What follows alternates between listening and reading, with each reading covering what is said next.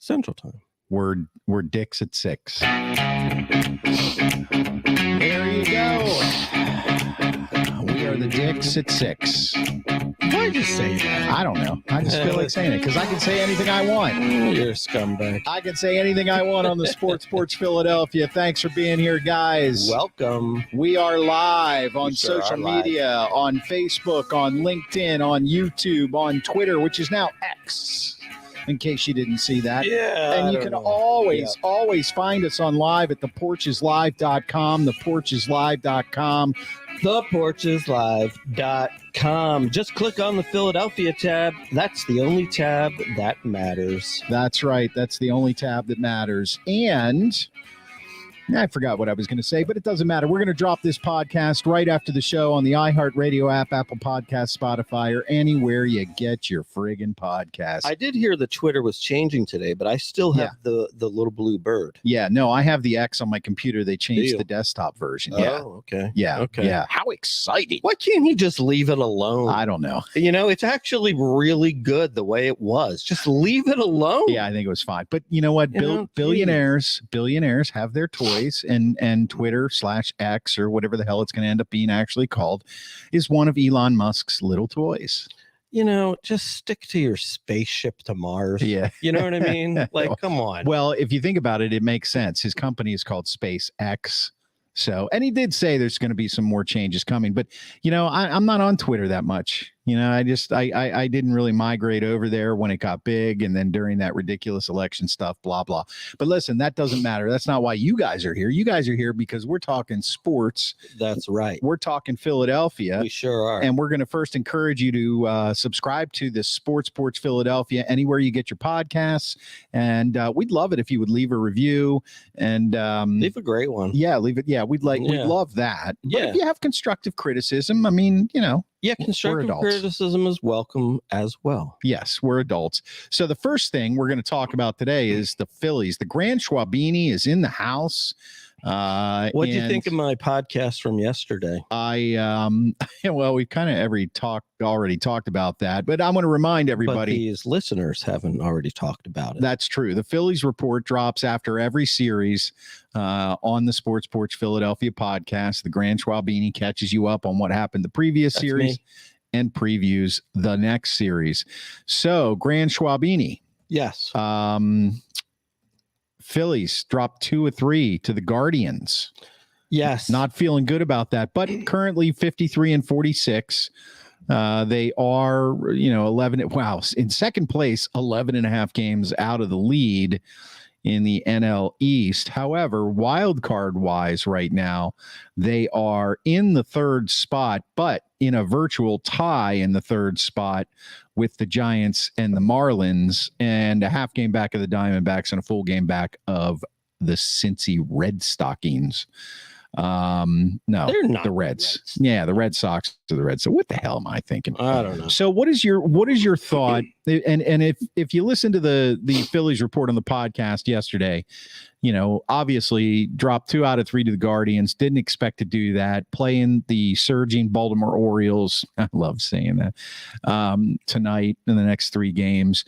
What are your thoughts on where they stand right now? Let's not go into the nitty gritty on this right away. Where are your thoughts on this 3-way tie for the third wild card? I mean, if you think about it, you bunch all 5 of these teams together, and any one of them is in position to make a wild card right now. Right. And, you know, if you told me, and if you tell me now, I'll tell you anything you want to hear. Yeah. I mean, it's between the Giants, the Reds, the Phillies, and the Marlins for, 3 wild card spots. And the Diamondbacks. I'd say the Phillies are going to get in. They should. But, I'll tell you what, I'm just fed up and disgusted already with the Phillies. That's what you were saying. That's what you were saying last night. Yep. The problem is they're an agonizing watch. They're just really bad to watch. Right. I mean, their defense is horrendous. Yeah. I mean, that game that they lost 1-0 where they could only muster 2 hits, and Zach Wheeler pitches 7 innings of what should have been shutout ball. The only reason why they gave the guy a hit is because nobody touched the ball. Right. On the routine pop up to right field. I mean, this is so ridiculous. I feel like I'm out on my own little league field, watching some of these pathetic guys who couldn't play ball. It's those kinds of plays. It's terrible. I mean, it's just despicable. I mean, and if you think about it, I mean, I remember, for example, when we were in college, we were in Teak, fraternity, and we had the Greek league, right? I don't know that I want to admit that, but whatever. Yeah, I remember. We were in the Greek league, right? That was softball, though, wasn't it? It was softball. Okay. But here's the thing. So I just remember there was this guy who actually played for the Drexel baseball team. Warren Keir was his name. I remember Warren. How about that for a name drop? I remember Warren. Yeah. And look, it was Division I, I believe, baseball team. And when he was out there playing with us, you could tell there was another level to him. I mean, anything that was hit in right field, he got it. He knew he knew what to do with it. He knew what to do. Right. But this guy didn't even make a minor league team. You know what I mean? Like these guys are starting players in the major leagues, and they can't figure out how to catch a pop-up. I just don't get it. I've got a response to that for you. I've got two, actually. First of all, welcome to my world. Because anybody who watches our podcast or watches our shows and listens to our podcast knows that I'm the guy that does the Buccos report. So I have no sympathy for you at all. Okay. Because if you think you're watching bad baseball, come on over to the other side of the state and watch baseball. But moving on from that, you're right. Analytics. Baseball has become way too much about analytics and less about fundamentals. They are not teaching these players, especially the younger ones, from a coaching standpoint. Now, look, do I think they're not teaching them fundamentals at all? No, absolutely not. But I think they're making an assumption more now in the major leagues that you've already got the fundamentals down. Right. And I see in all of the games that I'm watching, no matter who the team is, I see an incredible amount of mental errors, especially in fielding. Yeah, it's ridiculous. I mean, and the thing is that 5 games ago, this same play happened, and Stott, the second baseman, runs out, makes the catch, but gets just destroyed, run into by Castellanos. Another situation where nobody called off the other. So, when that happens, okay, maybe it happens once. Then don't you get the guys together and just be like, hey guys, what are we doing out there? Who's in charge of making the call? All that kind of stuff. Maybe we even go out and hit some balls out there and we practice calling off and stuff. I mean, seriously, this is just insanity. Yeah, it's baseball 1, 2, 3. It really is. And I think that there has been a remarkable decline in the quality of the fielding and the following the rules, so to speak, when you're in the field, learning what base to back up, where to be standing, what to anticipate in the last 20 years. And that's with the rise of analytics. They focus way too much on, okay, this guy dropped the hit in, maybe we made an error, but the next guy, he can't hit the outside ball. He always pulls the ball, and the analytics say this. Okay, well, analytics don't make up for errors. They just don't. And bad fielding. I think it's really bad. So that was something that annoyed me. And Amy May agrees with you. They need practice. Yes, I'm talking about practice of basic skills. Very well put. Excellent point. Basic skills. Now, and so here's the deal. This is where my main frustration lies, and this is why, to be honest, I don't think the Phillies have much of a chance to win the World Series. Okay. Now, I look, the bottom line is the best I can do is say, okay, get in the playoffs, and then maybe we get hot. All right. Well, first of all, is that going to happen 2 years in a row? Yeah. I mean, that would have to happen twice. Right. Probably not. And, but the other side of it is, we're not the Braves. We're not just so good that we should walk out and win every time we're out there. And I'm going to really put the blame on what I call the Phillies Big Five.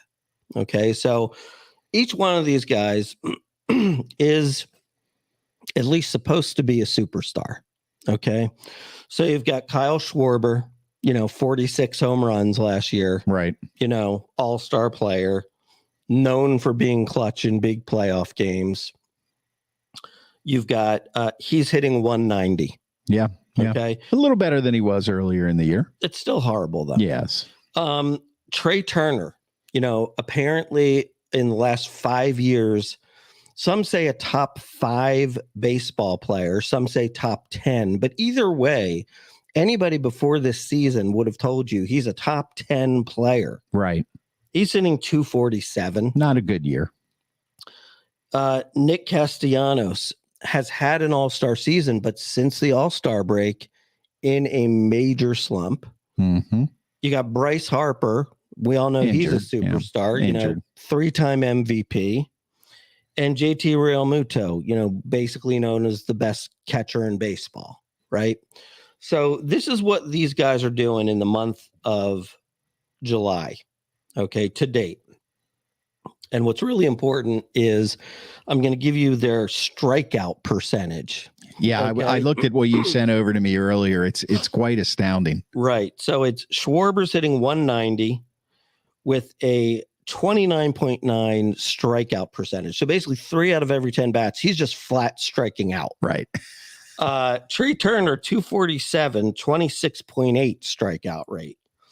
Nick Castellanos hitting 173 this month, 32.5% strikeout rate. Yeah. Harper, bless him, he's still hitting 311 this month, 21.7, strikeout rate. And Realmuto's hitting 246 with a 26.6 strikeout rate. Now, these are your stars. Yeah. These are your stars. I mean, really, it's unbelievable that they're actually in a playoff position or half game out with those kinds of numbers. Like, how are they even doing it? Yeah.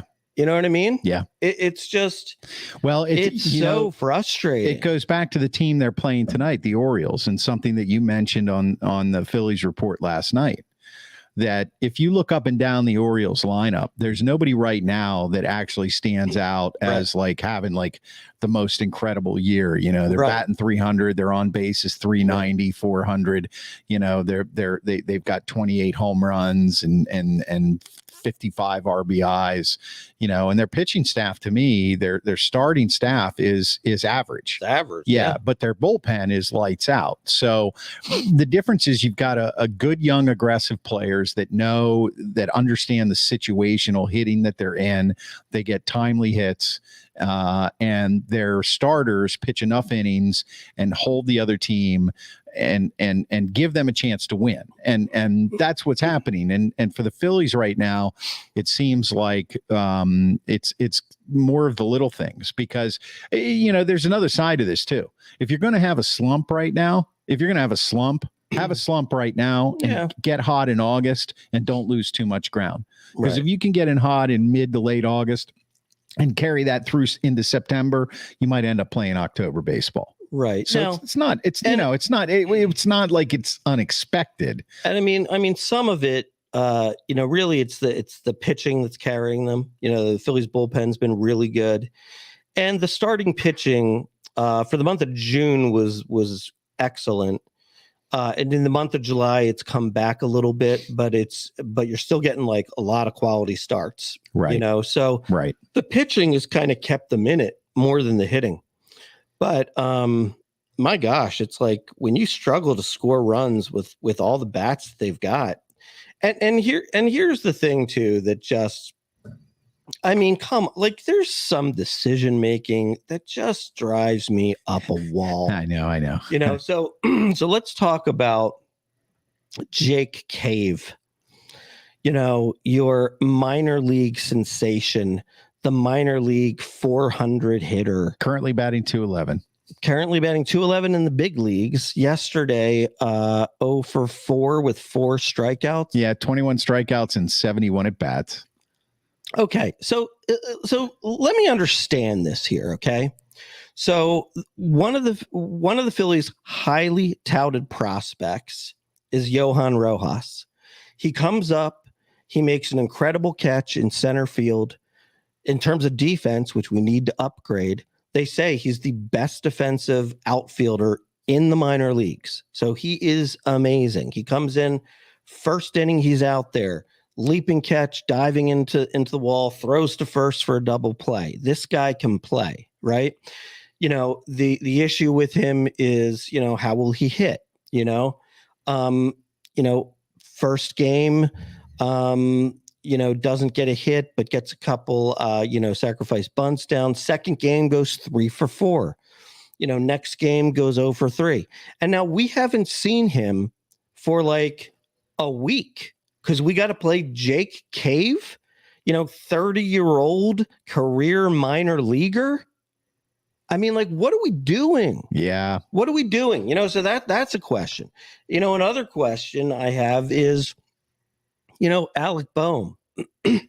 He might be one of the best hitters on the team, just, straight up for average wise. He's taken a little dip. I think he's at like 275 now or something. 277. Yep. But, he was in a little bit of a slump.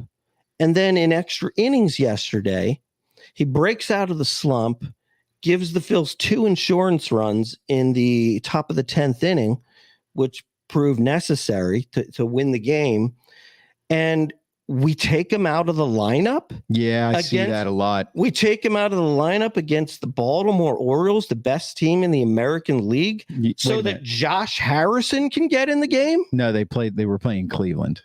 The Orioles, tonight he's out of the lineup. Oh, I didn't know that. Tonight he's out of the lineup. Well, it's a scheduled day off. Well, that's the kind of crap they tell you.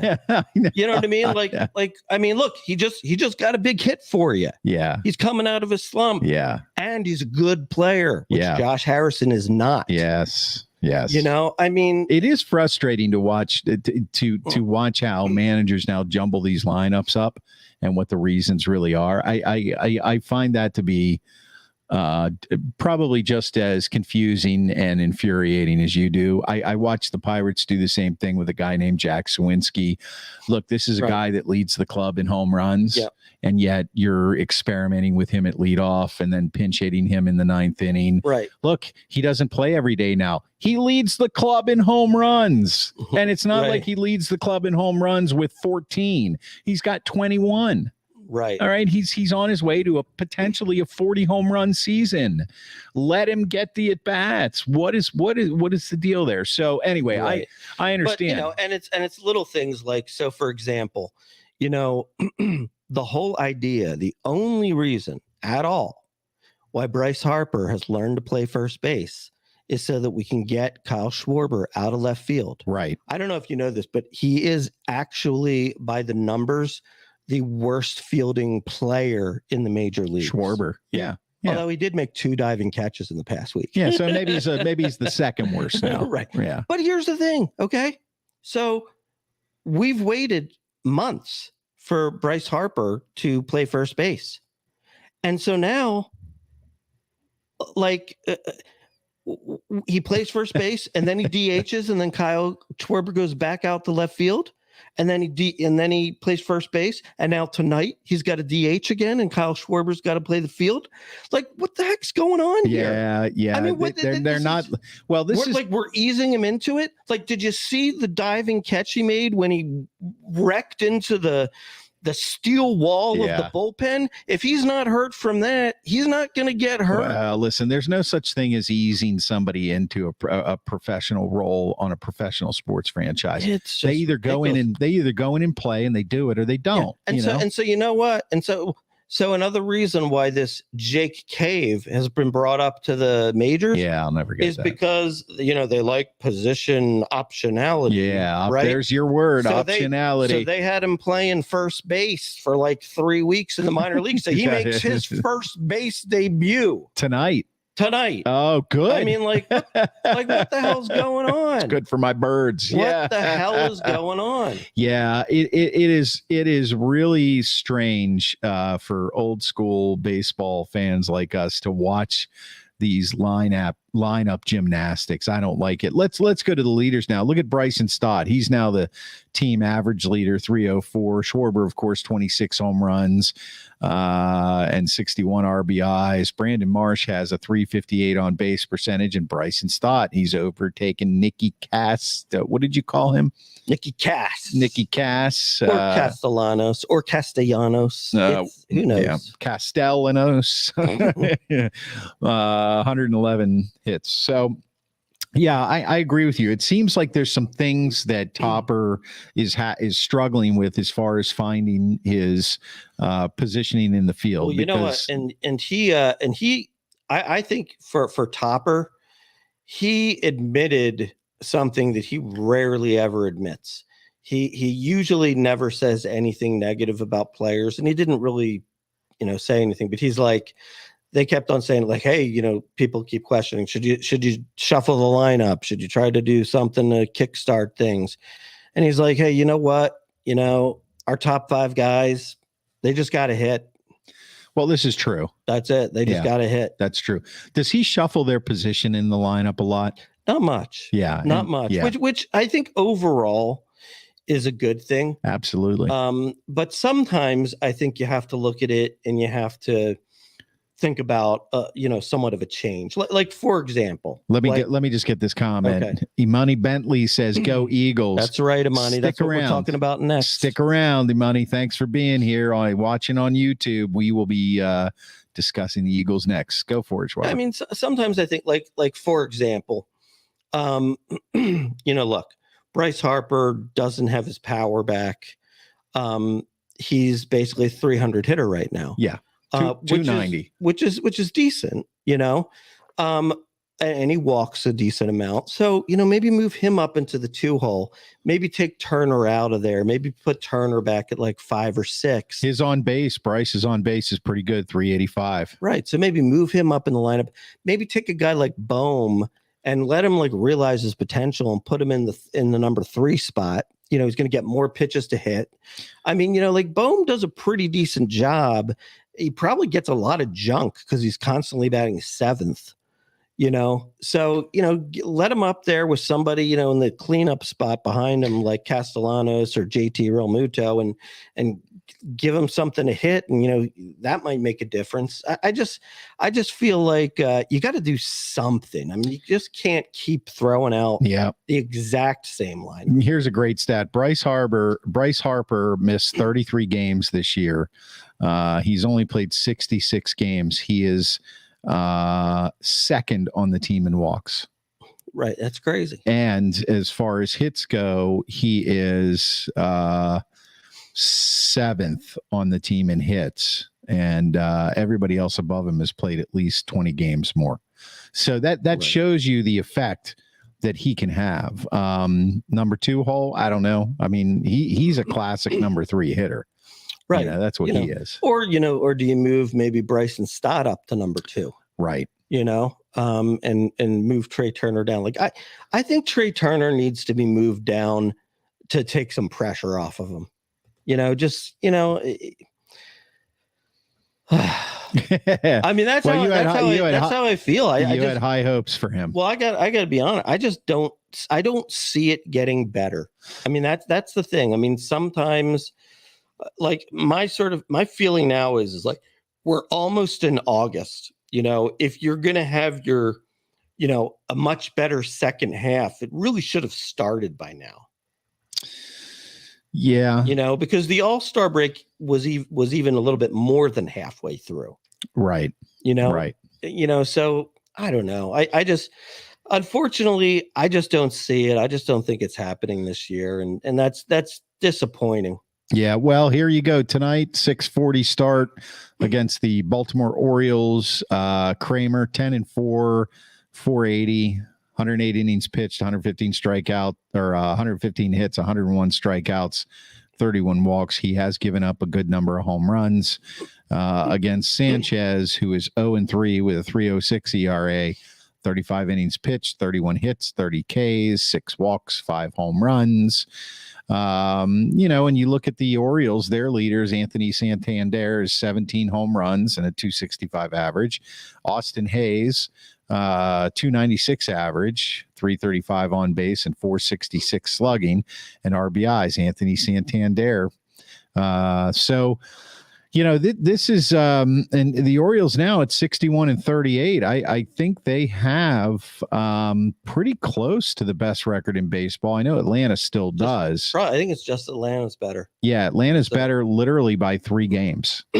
Only 3. Wow. Yeah, Atlanta has 64 wins to Baltimore's 61. So it's a tough team they're playing tonight. If you're the Phillies, you want to take 2 or 3. But I mean, you always want to take 2 or 3, right? But you really want to take 2 or 3 against the Orioles because you're going to have to play good baseball to do that. And as far as their schedule going forward, what do we have to look forward to here?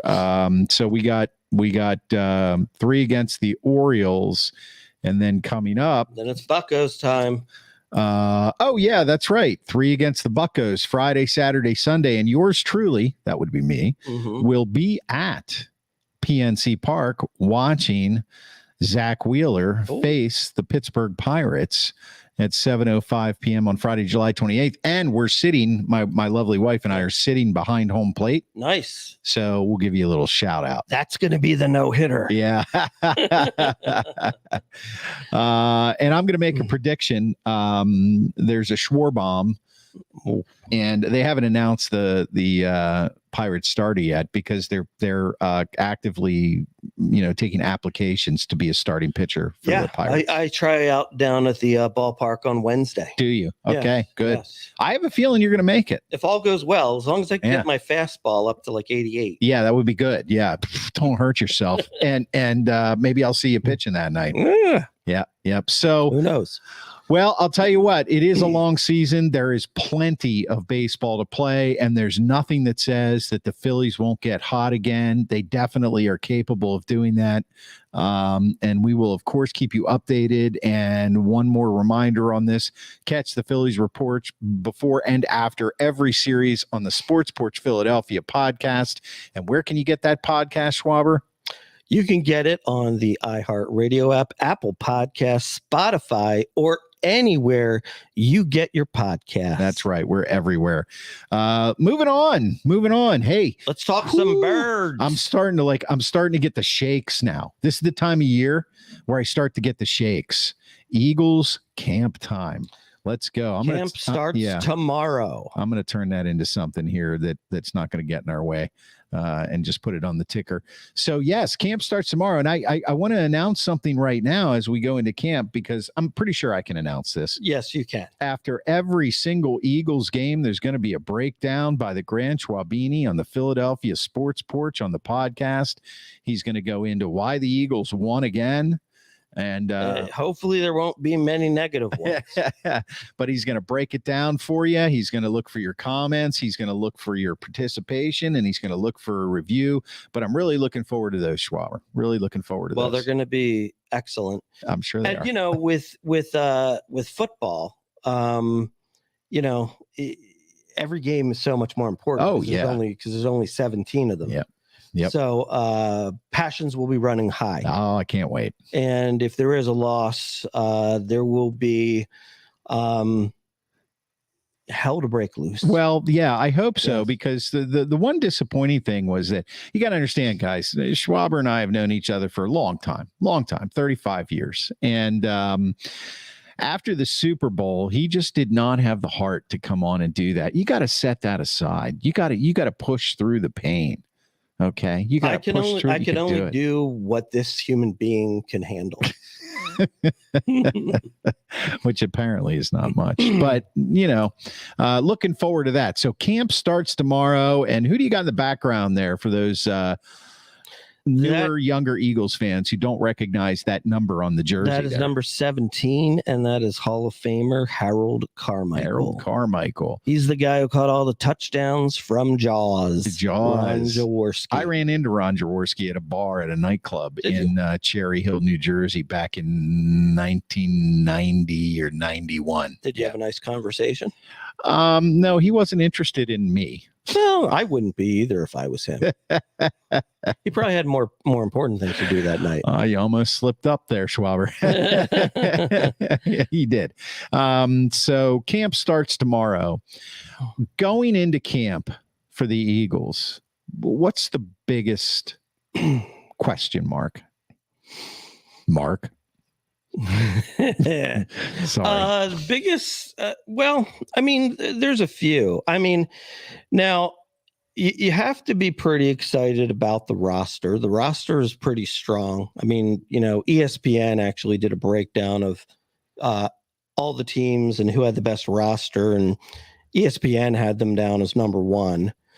So there's not a lot of holes. On the offense, there's one hole, which is replacing Isaac Seumalo, who signed with the Steelers. Right.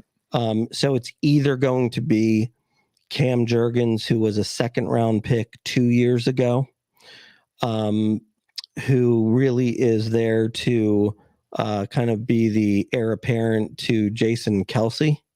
Right. So either he moves out to guard, or it's going to be Tyler Steen, who is a starter that they got from the Alabama Crimson Tide, who played for Nick Saban.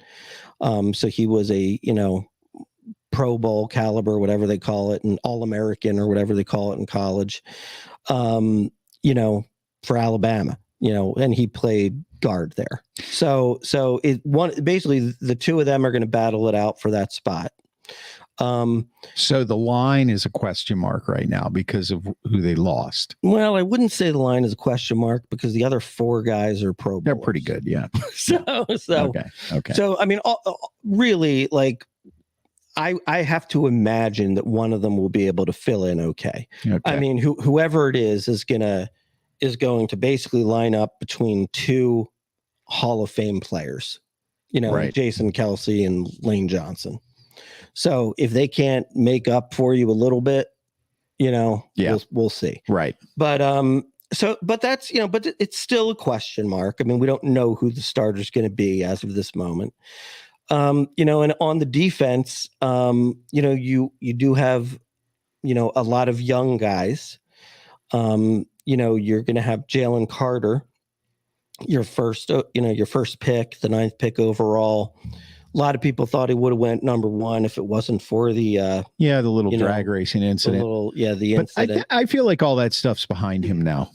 Well, except for the fact that he's being sued by somebody. Yeah, but that's going to happen. Leave it to the lawyers, right? Yeah, absolutely. But the bottom line is, look, until we see it on the field, I never just buy into somebody as a can't miss until I see it on the field. Yeah, I've seen way too much of that on my side of the coin. Yeah, so I agree with you. So we'll see. So look, out goes Javon Hargrave, who's a good ball player. Yep. He gets you like 10, 11 sacks a year. Getting up there in age, though. He is getting up there in age, and in comes the new kid. So we got to hope he's really good. Right.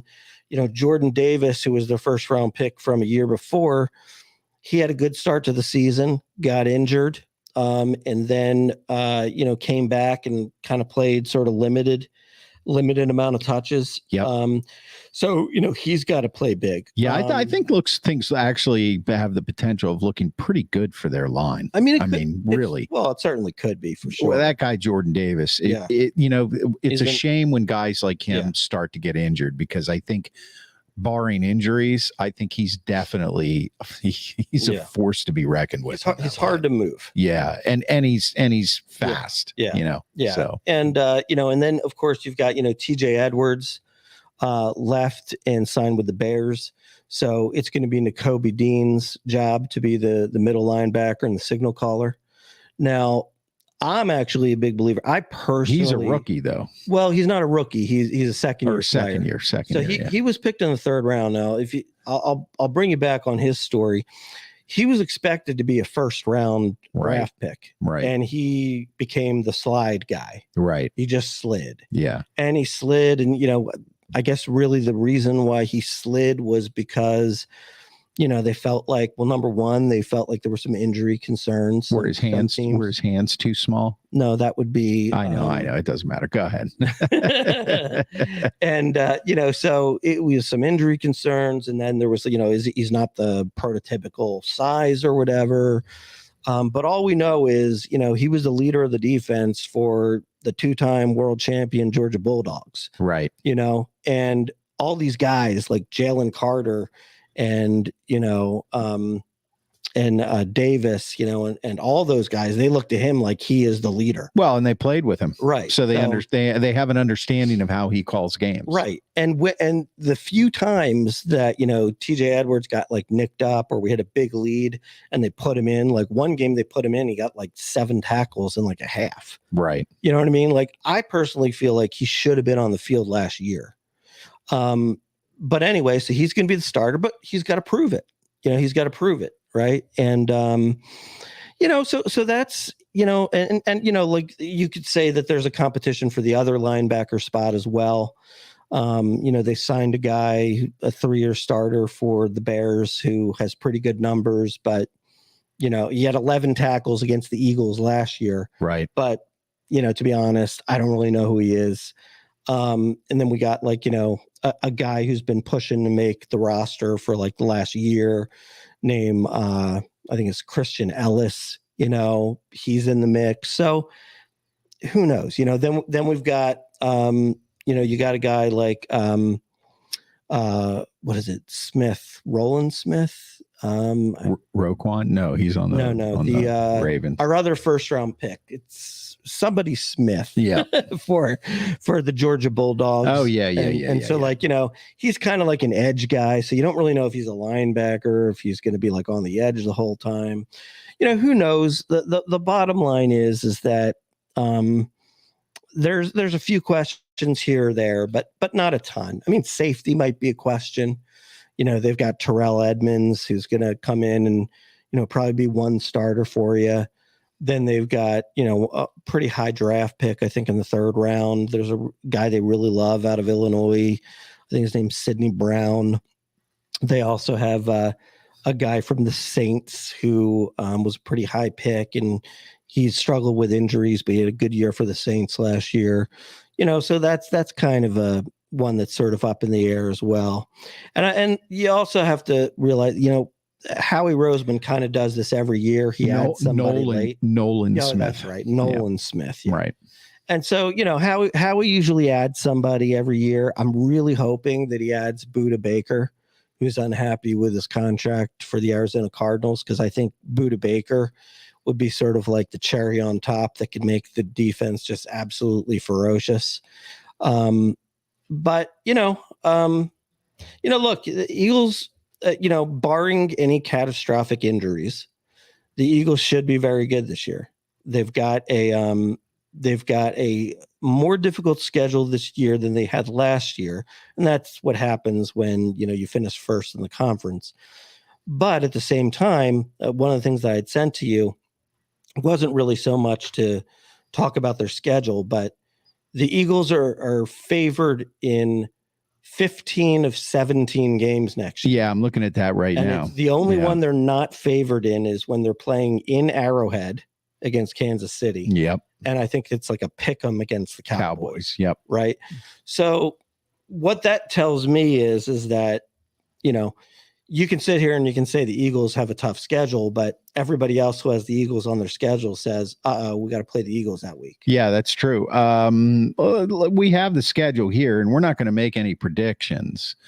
But we're going to save. Let me rephrase that. We're going to save our predictions for closer to the season. We're going to have a spectacular, Yes, it'll be spectacular. It'll be a spectacular. We're going to call it the spectacular. The Eagles spectacular. So, but I'm looking at this, and you look at the first 4 games. Yeah, the Patriots away, the Vikings at home, the Buccaneers away, the Commanders at home, and who the hell knows if they'll be called the Commanders by then. Actually, I think that name change is going to happen next year. Yeah. To be honest, great. To be honest, I think they actually at this point should just stick with it. It's not bad, actually. I can't wait for my team to change its name for the 3rd time in 5 years. That's fantastic. I got a lot to say about that. We'll wait for the next show for that. But so I look at this, and without analyzing the whole schedule right now, what worries me the most in the first 4 games, because I think it's important, like you don't have to jump out to a good start. Yeah, you don't have to jump out to a 4-0 start, right? But you don't want to be 2-2. You want to be 3-1. Sure, yeah. The one that I'm worried about the most is the first game, the Patriots. Really? Yeah, and the reason for that is this. It's simple. The first game of any NFL season, regardless of how good the team is always a game in which you finally got everybody on the field, because they don't play a lot together in the preseason. Not everybody's conditioned. Right. And you're watching tape from last year. Right. So that's why you see a lot of upsets, or a lot of teams that are supposed to lose win. And everybody knows that Belichick without Brady is not as good, but any coach without Brady versus having Brady, it would be the same thing. But he is a master at putting together a game plan that surprises you. He is a master at getting teams off balance. That's his whole goal. So that's the one game I actually worry about. The next 3, I don't know. And again, we'll wait until we get a little closer to football season. But I don't put a lot of stock in these preseason odds. I just never do. Well, I don't either. And the other thing too is when you look at the schedule and, people say like, oh, the Eagles have a hard schedule. This team has an easy schedule, right? A lot of that, based on what happens from year to year, turns out being completely the opposite. That's right. So for example, at the start of last year, if you said you had the Lions on your schedule, you would have thought easy win. Right. And the Lions turned out to be pretty darn good. Right. And if you had the Eagles on your schedule last year, you probably would have said, well, they might be good. They might not be, but kind of middle of the road team. And then they turned out to be really, really good. Yeah. So and it goes the other way, too. Teams that were playoff teams from the year before. Look at the Rams. What didn't the Rams win the championship? They won the Super Bowl. They won the Super Bowl. And they were terrible. And then half the team got injured, and they were like 4-12. Well, and that's the big variable always in the NFL. Right. But that's what happens is like for example, like we could say like, okay, the Eagles have a tough one against the Jets. What if Aaron Rodgers isn't playing that week? Yeah. Yeah. You know what I mean? Well, and that can happen. That can happen week to week, but that's really why we don't do predictions right now when camp starts, because there could be some players that you expect to make the team that for some reason either A, get injured in camp, or B, just don't make the team. I will make an early prediction though. I'm going to make this prediction again. Brock Purdy, Hall of Fame. That's my prediction. Brock Purdy, Hall of Fame. The San Francisco 40 Whiners. Yeah. Yeah. So as the year goes on, as we get closer and closer, and we're jonesing more and more for football. Jonesing. This time next week. When does camp starts tomorrow? Right. Starts tomorrow. Full camp, or is that rookies reporting? No, there is no rookies thing this year. It's just camp starts on Tuesday. Oh, for the Eagles. Yeah. Yeah, because I know some other teams have rookies and veterans and all that. The Eagles are they do, but we don't do that. You're like, we want you all there right away. Everybody's got to be together. It's one team, man. Got to get it on. Yeah. One unit, one mission. There you go. There you go. So, reminder, we're going to go back to catching the Phillies report before and after every series on the Sports Porch Philadelphia podcast, and encourage you to follow the Sports Porch Philadelphia on Spotify, Apple, iHeart, or anywhere you get your podcasts. Leave us a review. We would really appreciate that. We're live on social media right now, of course, all over Facebook, LinkedIn, Twitter, and YouTube. We drop the podcast right after the episode, so you can catch up or subscribe there. Now let's do something that we've been working on Philadelphia Beautiful. I want to bring this up. How is the cheesesteak competition going? Well, the cheesesteak competition is going very well. Of course, you always will have your folks who just get really upset when their favorite gets knocked out of the tournament. Hey, I mean, you're a fan of a place. When your team loses, it's a downer. I mean, there's going to be one winner in the end. I'm sorry, but that's it. One winner. So, there's been some cheesecake joints that are new to the game this year, and they're coming in strong, like Jay's Steaks and Hoagies and Lillo's Tomato Pies. I mean, there are some huge upsets. So it's been crazy. It's been, helter skelter. Helter skelter. I don't know. Helter skelter. No. So you got to go on to Philadelphia Beautiful on Facebook, and you got to vote every day. There is a new matchup that comes out. Right now, we've got, I believe, about, maybe like 7 of our Sweet 16. We're almost halfway through the round of 32. Get out there and vote. Absolutely. Yeah. It's amazing the amount of people that are voting this year. Oh, yeah. Fifth annual Philadelphia Beautiful Cheesesteak Championship. It's bracketology at its finest. It is. To give you an example, in one day, we had Lillo's Tomato Pies, which is it Lilo's or Lillo's? I think it's Lillo's. Whatever. A new entrant from Jersey, and people have been telling me for years, you got to put them in. They're great. So I finally put them in this year, and I thought, they're going up against Del Sandro's, which is an old staple. They won our competition one year. Honestly, I thought there's no shot against Dale's. Yeah. And the voting was like this. It was Del Sandro's got like 222 votes, and Lillo's came in with 422.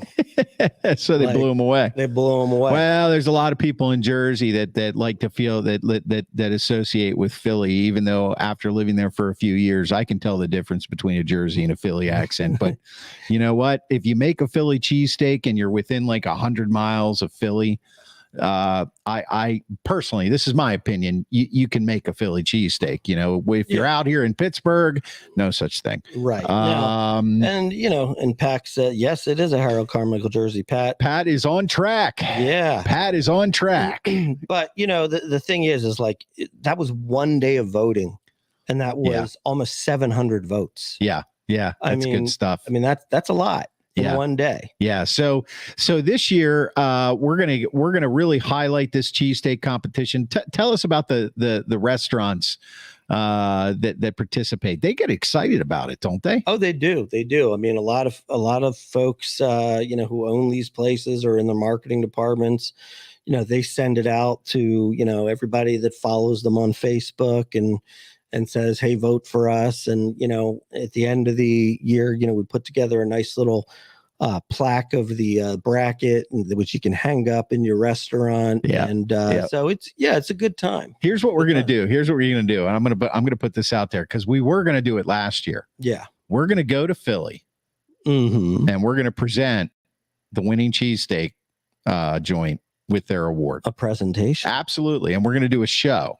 We're going to do a show from the winning cheesesteak joint. On location. Yep. On location. We're going to do it. Okay. Yep. All right. Yeah. Do you know anybody there we can stay for free? Most of my friends are now living out of town. Oh.